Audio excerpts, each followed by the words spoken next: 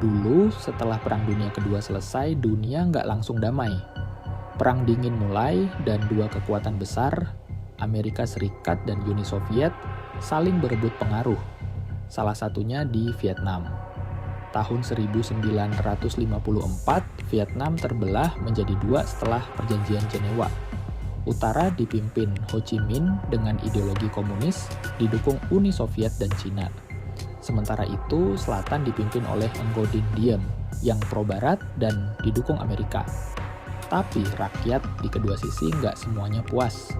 Ketegangan memuncak di tahun 1960-an ketika Vietnam Utara membantu gerilyawan Viet Cong di selatan untuk menggulingkan pemerintah. Amerika yang khawatir efek domino kalau satu negara jatuh ke komunis, negara-negara lain bakal ikut memutuskan turun tangan.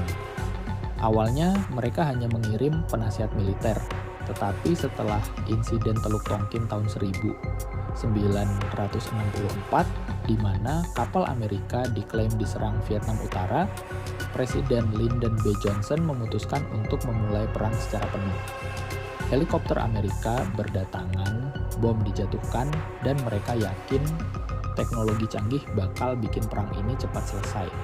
Tapi Vietnam Utara nggak main-main. Dengan taktik gerilya dan jaringan terowongan bawah tanah, mereka menjadi hantu yang sulit ditangkap. Di sisi lain, Amerika mulai menghadapi perang di rumah.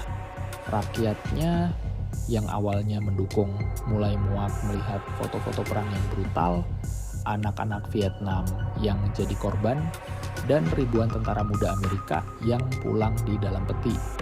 Sementara itu, semangat rakyat utara dan gerilyawan Viet Cong nggak pernah padam.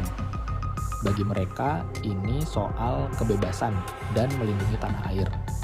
Tahun 1973, Amerika akhirnya menyerah.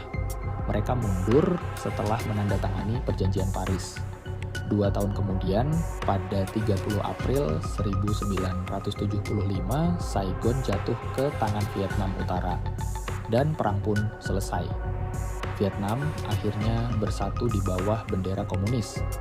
Perang ini meninggalkan luka besar, dengan lebih dari 3 juta orang tewas, termasuk tentara dan warga sipil. Tapi perang ini juga memberikan pelajaran besar. Semangat dan keberanian bisa mengalahkan teknologi dan kekuatan besar. Sekarang, Vietnam sudah bangkit jadi negara yang damai dan berkembang, tapi kisah perang ini tetap jadi pengingat buat kita semua. Jadi, apa pelajaran yang bisa kita ambil dari perang ini? Yuk diskusi di komentar.